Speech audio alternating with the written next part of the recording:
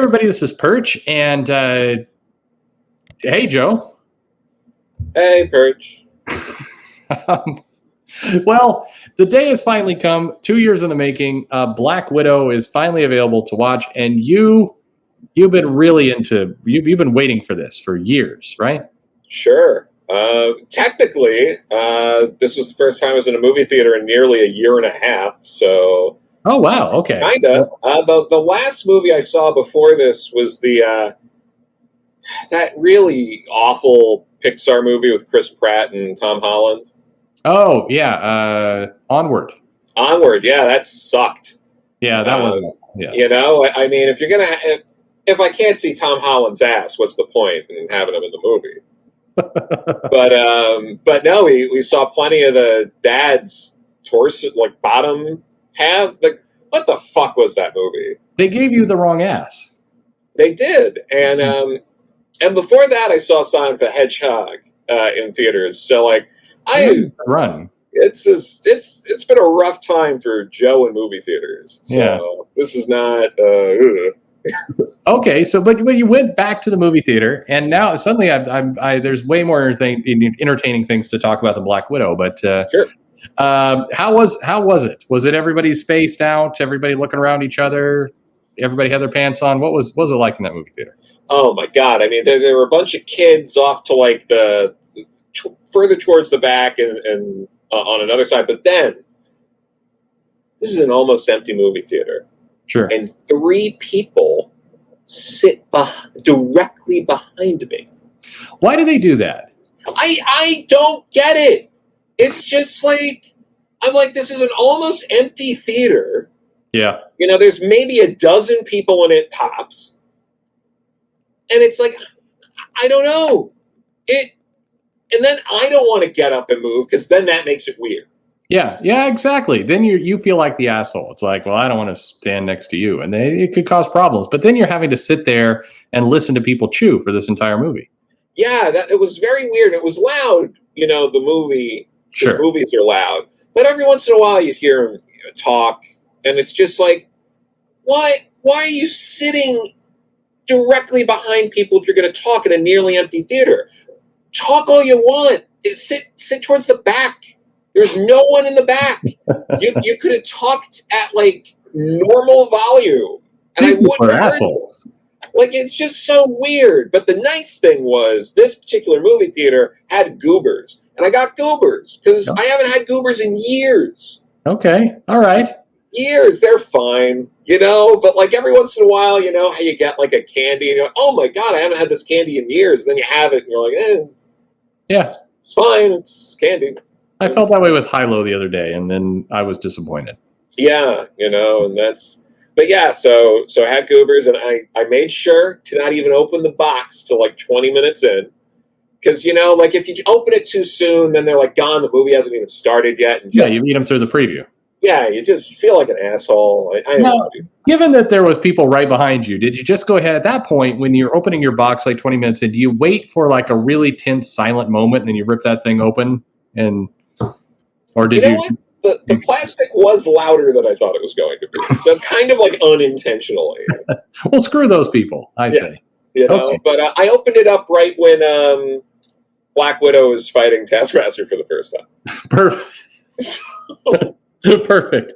Now, were they still showing the ads in this movie where like the roller coaster train goes into the giant Coke and popcorn is shooting out everywhere? Or not in this theater, but you know, I'd be welcome to seeing that. There was mostly previews for like, I don't know, movies I didn't care about. You know, all of it. Yeah. I don't know why people watch movies. The Suicide Squad trailer was there. That's fine. Okay.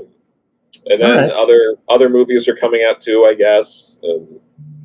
I find it weird that they get you into the movie and they show you a bunch of trailers, and then right before the actual movie starts, they then try and get you to go and buy candy, and that seems like a very weird time to start playing that ad. It sure does. Yeah. Anyway. All right. Well thought. No.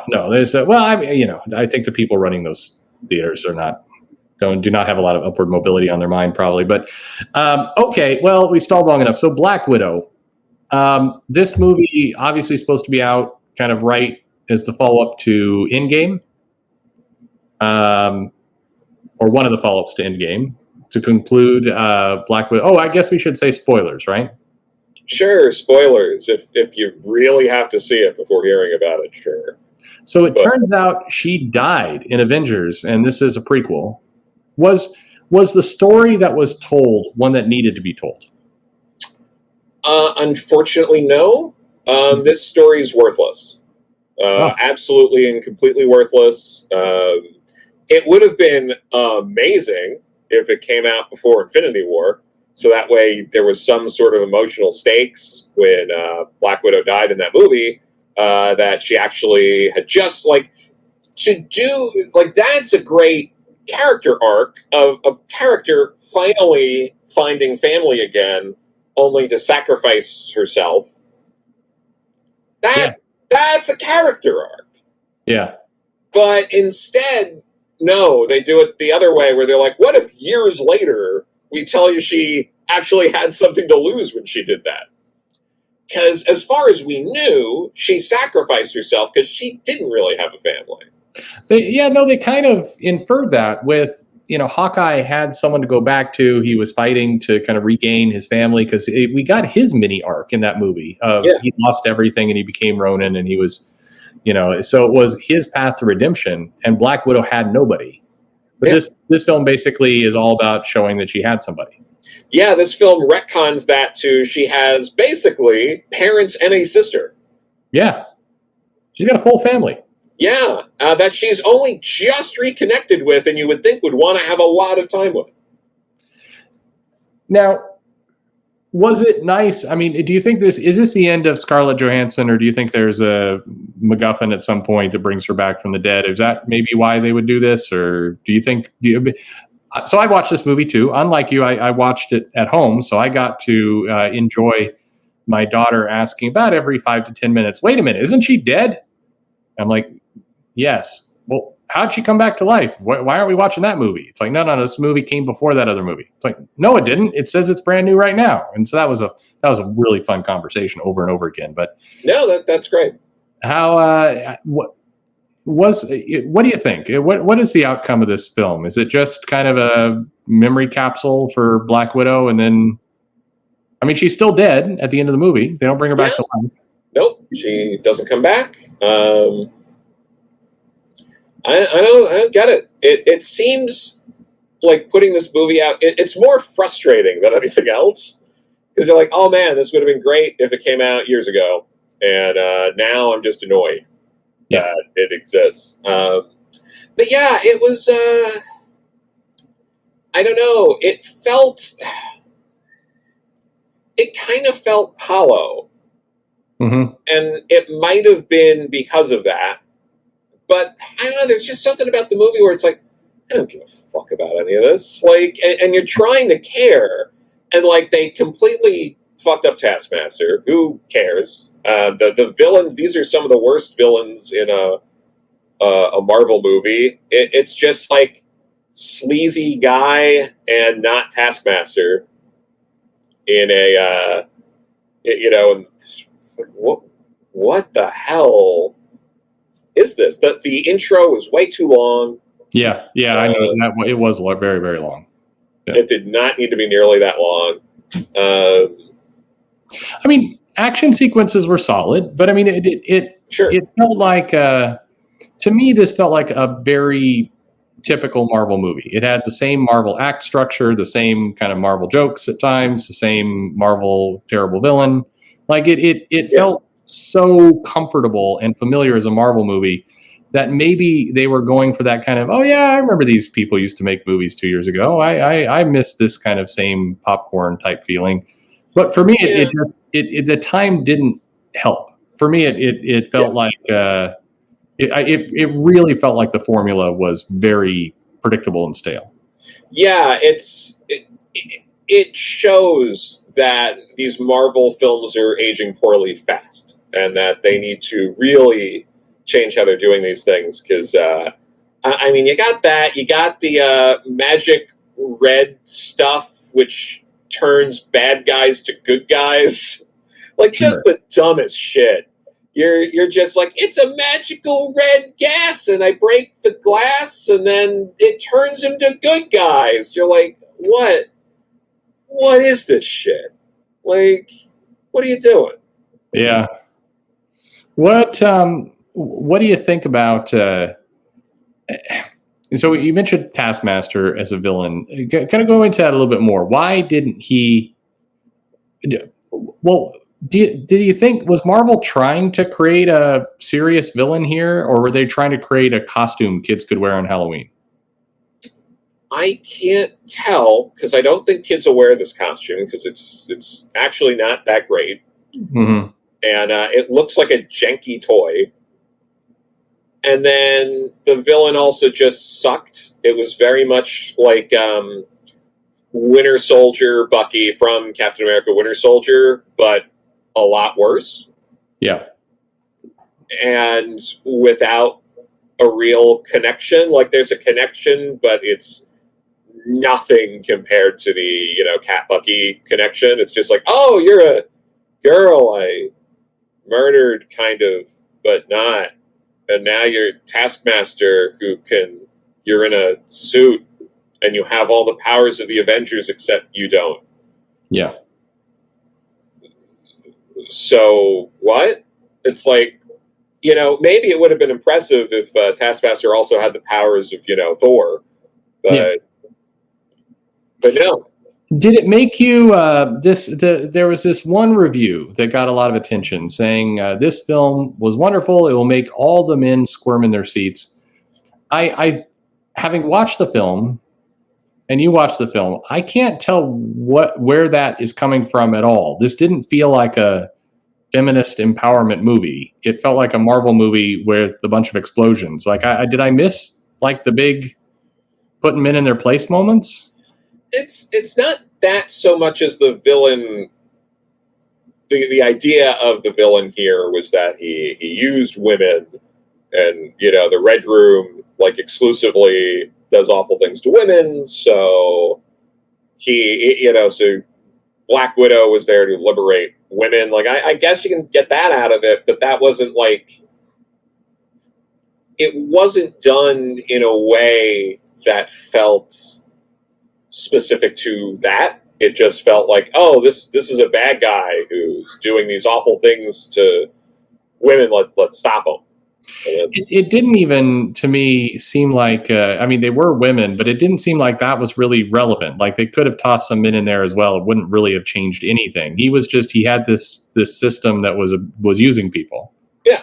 And so the women aspect of it kind of didn't ever really hit home. I mean, again, if you love Marvel movies, I think you will enjoy this movie because it's a Marvel movie. I think if you're looking at it for a feminist empowerment movement, I don't know.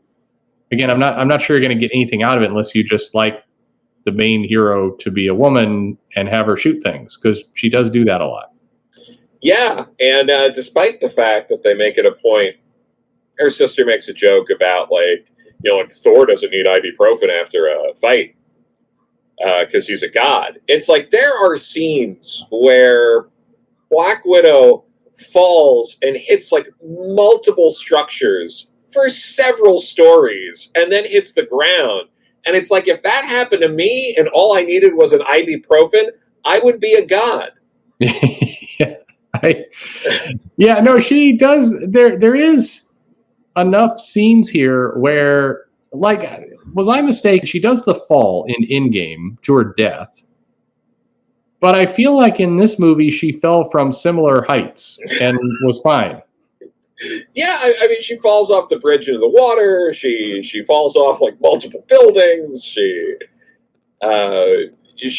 somehow avoids all the shrapnel from the exploding Red Room as she's falling from the sky. It feels like maybe Hawkeye should have checked a little closer, because she could still be alive in Endgame. Yeah. I mean, she could just be kind of winded down there. He should go, like, smack her a little bit, and maybe it'll be fine. Yeah, it's... This movie, at the very least, One thing I will give it is it has a stronger premise than some of these other ones in the sense that this is supposed to be after Civil War, so just about all those other people are arrested anyway. Yeah. So that covers why she's not getting backup from Avengers in a way that most of these movies don't do a very good job with. Right. So there's that. Yeah. Yeah. Well, all in all, I guess it's maybe nice to see these movies churning out again. Now, you're going to watch Suicide Squad when it's out? Oh, I'm looking more forward to that than I was this. Okay. More goobers? Probably.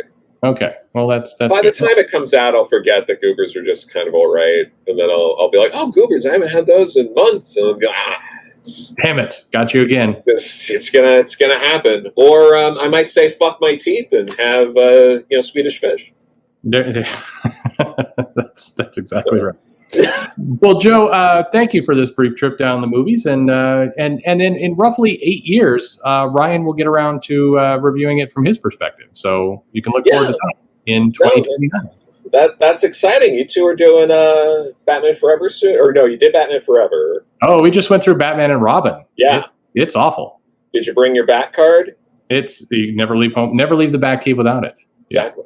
Did you? That movie has some of the worst sequences. Like, not to go down that, but have you seen that movie recently? Yeah, I'd rather die of McGregor syndrome than go through that again. Yeah, that's a really awful film. You may think, oh yeah, that movie was bad, but when you watch it, it's far worse than you remember. Yeah, and it's nice that they kept consistent that most Batman villains in those 4 movies were created by someone shoving them. Yes. Well, it's that consistency matters. Yeah. Well, true. Joe, thank you very much, and we'll have to get back together when you've seen Suicide Squad. Yeah, no, that'll be good, and maybe we'll be able to answer the question: why do we fall?